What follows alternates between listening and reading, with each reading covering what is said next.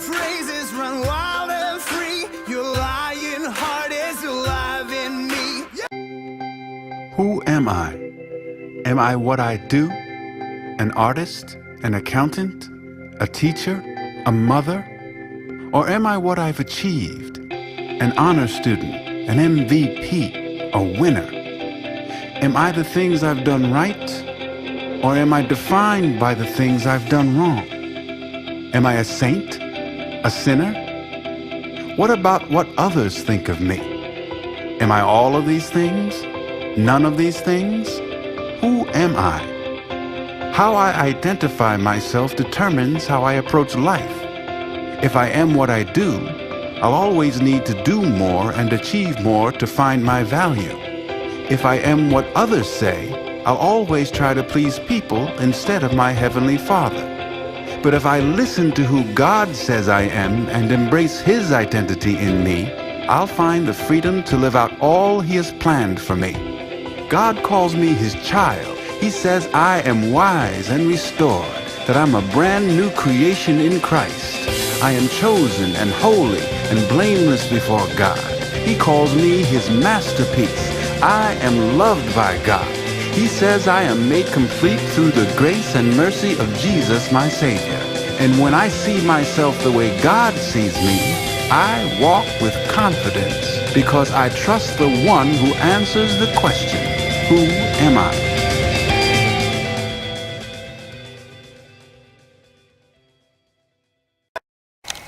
Okay, nou soos by inleiding, so die lekkerte van net om oor identiteit te praat in die algemeen en hoe dit nou oopgebreek is om regtig te sien waaroor identiteit gaan. Dit was vir my 'n baie opwindende pad. As daar die vraag van wie is ek is al baie eeue lank probeer antwoord deur klomp mense, filosowe, en dis seker die moeilikste vraag wat enige iemand probeer antwoord. So my opinie is net, en ek stel dit nou vir jou, gaan jy vir jou vriende luister oor wie jy is? Gaan jy na jou achievements kyk om te besluit wie is jy? Gaan jy oor hoe jou ma jou hanteer het, oor hoe jou pa jou hanteer het? Gaan jy dit besluit? En wat ek sê is, hoekom gaan ons nie en ons gaan kyk na wat sê die Bybel oor wie is jy nie en hoe het God jou gemaak nie? So, ek bedoel, hierdie is 'n ewige boek, dit kom nou al generations lank aan, en as ek dink daar's 'n skrif in Petrus wat sê, alle mense is soos gras, en die aanvalligheid, of dis nou die mooies onder ons, is soos die blomme aan die gras, maar die gras verdor en die blom verwelk, maar die woord van God sal vas bly staan tot in ewigheid. So, en ja, dan die ander ding oor die Bybel is dat, baie keer dink mens, die Bybel is maar 'n bietjie boring, en dit sit mens af van om die Bybel te lees, maar die amazing ding wat ek ontdek het oor die gawes, en wat ek nou vir julle wil deurgee in hierdie volgende 4 dae, is dat die Bybel is eintlik geskryf met patrone. Daar is sekere patrone wat herhalend voorkom in die Bybel, en hulle het agtergekom dat daar is omtrent 150 verskillende lyste van 7 goed wat net gelys is onder mekaar. En toe het een ou gesien, maar as jy nommer 1 van daai lys vat, en jy link hom met nommer 1 van daai lys, en jy link hom met nommer 1 van daai lys, is dit besig om 'n verhaal te vertel, en 'n storie te vertel, en om iets te create, vir ons inligting te gee, wat ons van tevore nie geweet het nie. En dis waar die hele ding van gawes vandaan kom. So die patrone, wat ons nou gaan kyk, is die patrone van 7, en ek gaan net 4 verskillende patrone van 7 na kyk. Dit is die 7 dae van die skepping, is hier in Genesis, die begin van die Bybel, en dan gaan ons kyk na die 7 briewe aan Openbaring kerke, dit is aan die einde van die Bybel. Dan gaan ons ook kyk na Efesiërs 11 vers 2, wat praat van die 7 dele van die asem van God, en dan Romeine 12 se gawes, wat dan vir ons sê, dat daar 7 verskillende gawes wat die Here vir ons gegee het. So ons gaan in detail daarna kyk. Maar kom ons begin net by die begin. En die Bybel sê in Genesis 2 vers 8, dat God het die mens gevorm, hy het die stof van die aarde bymekaar gemaak, die ek gaan net gou vir julle die Engelse verwysing hier, of nee, ek het hom hier in Afrikaans. Genesis 2 vers 7 sê, God het die mens gevorm uit die stof van die aarde. En nou dit is nou soos hierdie pakkie, hy het nou hierso 'n boksie, 'n vleisboksie bymekaar gesit, en toe sê dit, en toe het hy die asem van die lewe ingeblaas. Nou, ek het nou sommer hier 'n prentjie van die asem van die lewe, het ek hierso in 7 pipe cleaners gedoen. Oeps, my touwtjie is nou hier omgedraai, moet nie wees nie. Net hierdie ouetjies uithaal. So, as ons kyk na Jesaja 11 vers 2, wat verwys na die gees van die Here, is 'n gees van wysheid, en 'n gees van insig, en 'n gees van kennis, en 'n gees van raad. Dit is 7 dele van die Heilige Gees wat daar beskryf is. En as God sy asem in ons inblaas, dan is dit juis hierdie 7 dele wat hy in ons ingeblaas het. En dis wat gebeur het, is toe sy asem in hierdie vleisboksie inblaas, dit is soos 'n eksperiment in 'n laboratorium waar jy 2 goed bymekaar sit en hier ontstaan 'n nuwe ding. En dis presies wat gebeur het. As hy die vleisboksie gevat, hy het sy asem in dit ingeblaas and it became a living being. En dis die amazing ding is nou, hierdie is nou al 7 gawes bymekaar gesit, maar hoe dit nou werk is dat ek en jy bestaan uit 'n gees en 'n siel en 'n liggaam. So, die kleur van die gawe wat jy het, vorm dan nou soos 'n omhulsel van hierdie asem van God wat binne in jou is, en dit word in hierdie vleisboksie gesit. So nou kan jy sien dat die skat wat hier binne-in is much more valuable dan die kondisie van die pakkie. So nou kyk jy na jouself en jy kyk jy, ek is geskeur, ek is nie meer waardevol nie, of ek is vet en bruin, ek is nie waardevol nie, of ek is van plooie en ek is nie waardevol nie, of ek is maar en ek is wit en daarom is ek waardevol. Al daai is net leuns, want die waarheid is wat is hier binnekant. So, net om vir julle te illustreer of te verduidelik hoekom dit nou die spesifieke kleure is die reënboog is ook een van die lyste van 7's. So as die reënboog verskyn, dan kom dit elke keer in dieselfde volgorde. Dis elke keer rooi bo, en dan oranje, en dan geel, groen, blou, pers en indigo, of ek het hom dan sommer as pink, vir die laaste gawe wat ons dan as die barmhartige gaan doen. Ja, so dis die amazing ding van hoe, en wat 'n geweldige detail die Here actually vir ons kom sê het wie ons is. So as ons nou na die PowerPoint toe gaan, die eerste foto op die PowerPoint is hierdie gebreekte pot met die kleure, en dit wys vir jou presies die hele prentjie van dat dit gaan nie actually oor die pot nie, maar oor dit wat binne in die pot is, en hoe meer krake daar in hierdie pot kom, hoe meer is die kleure wat binnekant is in staat om deur te skyn. En dan kyk ons na die volgende klip wat sê, of die volgende blaadjie van die PowerPoint wat sê, everyone is a genius. But if you judge a fish on its ability to climb a tree, it will live its whole life believing it is stupid. En dit is waaroor die gawes gaan, is hierdie gawe het 'n besonderse vermoë om met mense om te gaan. En kom ons maak dit, hierdie ene wat die dienskneg is baie meer ingestel om skoon te maak, en is nie so ingestel op mense soos hierdie ene nie. Nou as hierdie ene sy vermoë gaan bepaal volgens hierdie ene se capabilities, dan gaan jy obviously minderwaardig voel. En dit is die lekkerte is om te verstaan wat jou positiewe goeders is en waaraan jy moet werk, sodat jy nie jouself beoordeel volgens die mense om jou nie.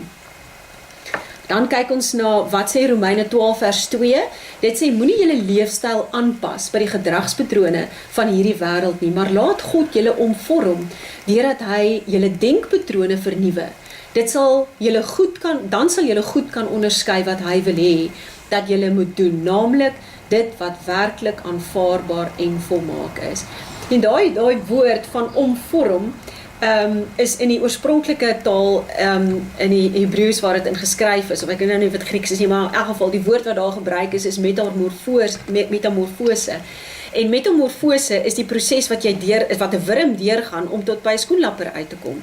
So dit is presies wat ek en jy moet deurmaak om te kom by dit wat God ons actually bedoel het om te wees. En jy kan nou dink, hierdie wurm moet deur hierdie kokon, of hy weet, hy's eers 'n wurm, dan gaan hy in hierdie kokon in, dan moet daar deur hierdie kokon gebreek word, om uit te kom by dit wat werklik is. So dit is omtrent soos hierdie pakkie wat die waarde van die pakkie, gaan heeltemal moet oopbreek, sodat jy kyk wat is binne-in, om regtig by jou waarde uit te kom, en dat jy by die skoenlapper kan uitkom wat God van jou, vir jou sien. Okay, dan sit Romeine 12 vers 3, dis nog of my favorite deel as ons praat van hierdie gawes, wat sê, moenie jouself oorskat nie, moenie dink jy is belangriker as ander nie. En dis amazing, want as jy 'n gift het om, ek is 'n teacher, so dis kom vir my baie maklik om Bybel te lees en om inligting te versamel, want dis die teacher se ding, maar ek is getroud met 'n exhorter, en exhorters, dit is nie een van hulle goeders wat maklik gebeur nie. So ek kan nie nou kom dink, maar ek is nou heilig hoor, want ek maak so lekker Bybel, woord by mekaar, en kyk hoe sukkel daai ene om by die woord uit te kom nie. So dit is die nugter ding van, as jy, moenie jouself oorskat nie, moenie dink.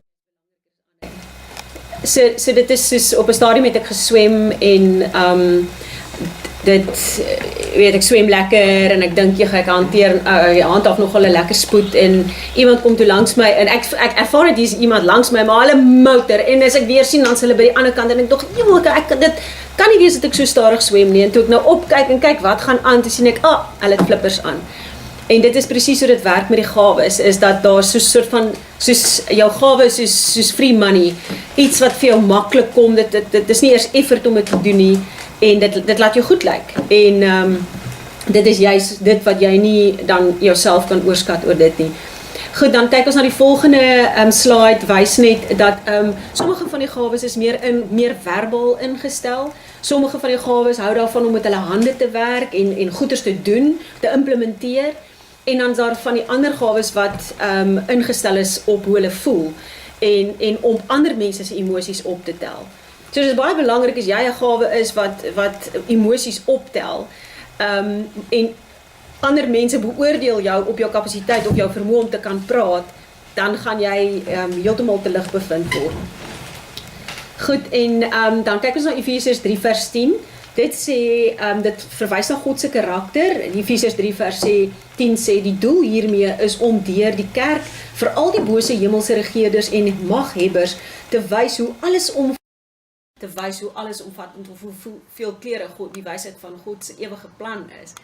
So, as jy nou net dink aan die veelkleurigheid wat hier binne in ons weggesteek is, en hierdie vleisboksie in weggesteek is, en selfs, as jy nou nie die profeet is nie, onthou in jou geesgedeelte is daar al hierdie kleure saamgevat, en die rooi is vir die profeet, en dan is dit die oranje wat dienskneg is, geel is teacher of leraar, groen, exhorter, bemoedigende vermaner, en dan is ons vir die blaue wat die gewer is of die giver, die pers ene is die ruler of die heerser, en die pink is mercy of barmhartige. En dis die amazing veelkleurigheid van God se wysheid wat hy wil bekend maak daar buite, en vir ons net om te besef, moenie vaskyk in jou beperking en jou vleisboksie wat vir jou sê jy's dit of jy's dat nie. Ek gaan nou vir julle 'n amazing storie vertel van die lewensverhaal van George Washington Carver. Hy het in die 1700s geleef, is 'n swart Amerikaner.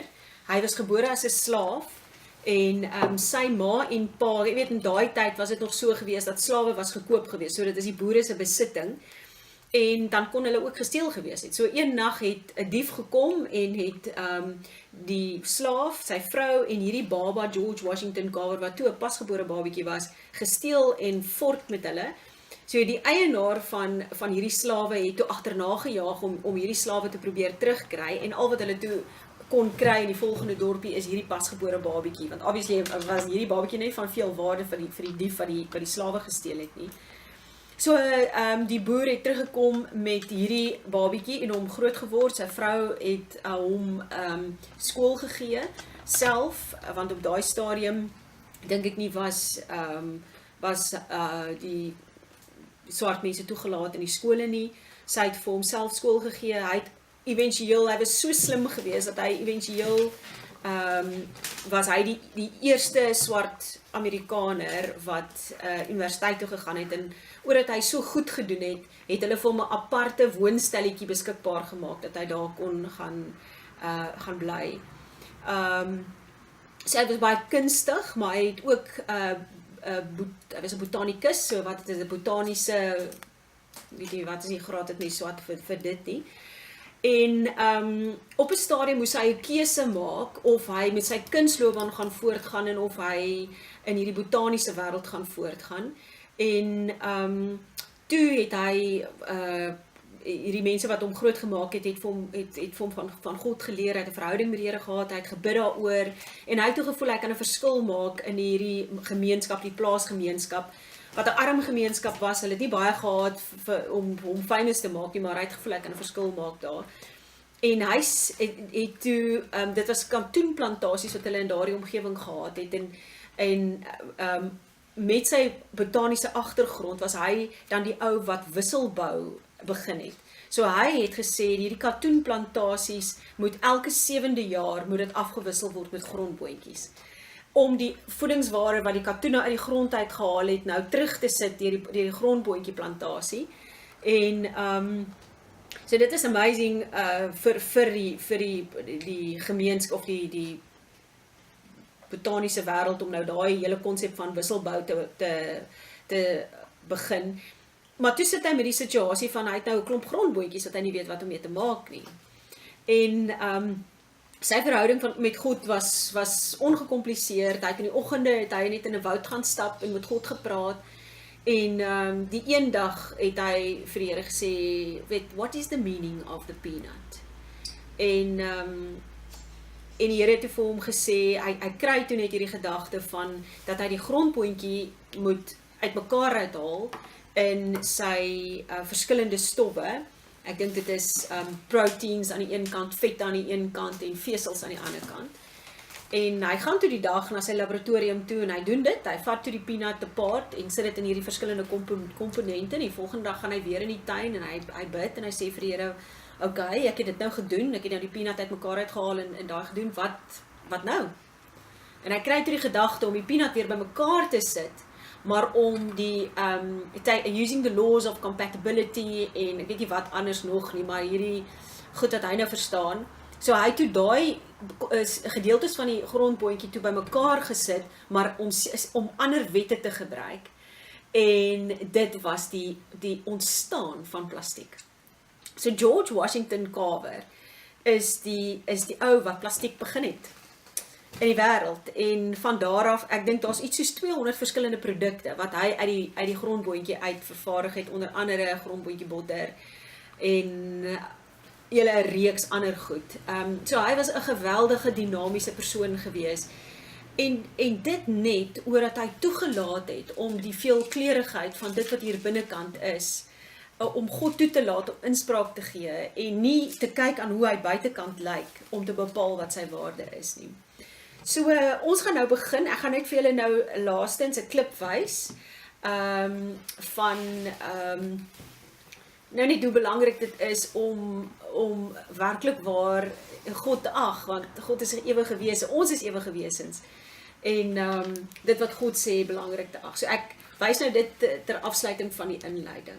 What am I to look forward to at the end? I'm going to bring an illustration that, this is like the first illustration I did. It was 20 years ago, but I can't think of a better way to explain it. I actually didn't use a rope back then. I used remember computer paper when it was all stuck together and it had the holes on the side that you had to peel off? Remember that? I remember getting a roll, and some of you guys have no idea what I'm talking about, which is crazy to me. But because that was the best, and it never worked right because of the rolling things. But But I remember being a youth pastor, and I put that computer paper all the way around the room, and but I'm going to use a rope now because I can't find that computer paper. Imagine this rope. Okay, pretend this rope just goes on forever. Okay, just imagination. Pretend it goes around the world a few times. It doesn't. It ends at the rock. But let's just imagine this thing goes on forever. Now imagine that this rope is a timeline of your existence. You just exist forever. You see this red part? This would represent your time on earth. You've got a few short years here on earth, and then you've got all of eternity somewhere else. This is your existence. And what blows me away is some of you, all you think about is this red part. It's all you think about. You're consumed with this. You go, oh man, I can't wait till here. You know, I'm going to work hard. I'm going to save so I can really enjoy this part right here. And you're consumed with that. And you're thinking, oh man, am I going to get to travel? Am I going to eat well? Am I going to do this during this part? And I'm like, are you kidding me? What about this? What about this? What about all this stuff that's just, it's crazy to me because the Bible teaches that what I do during this little red part determines how I'm going to exist for millions and millions and millions of years forever. And so why would I spend this little red part trying to make myself as comfortable as possible, enjoying myself as much as I can? Paul says, look, I'm going to live my life for this mission. I'm going to spend my life, invest my life for this moment when I cross that finish line.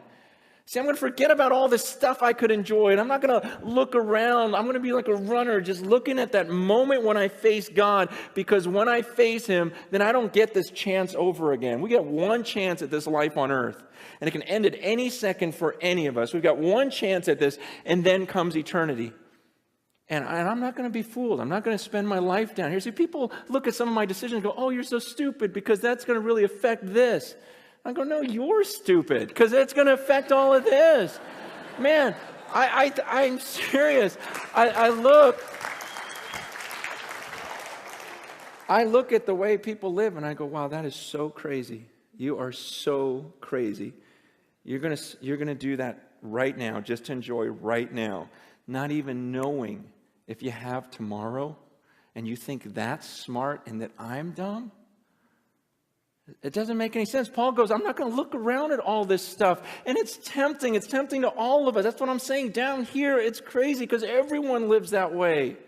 Everyone lives for the red part. No one's thinking about the millions of years afterwards. It's just a crazy deception that we can't get out of our minds. And Paul goes, I'm not doing that.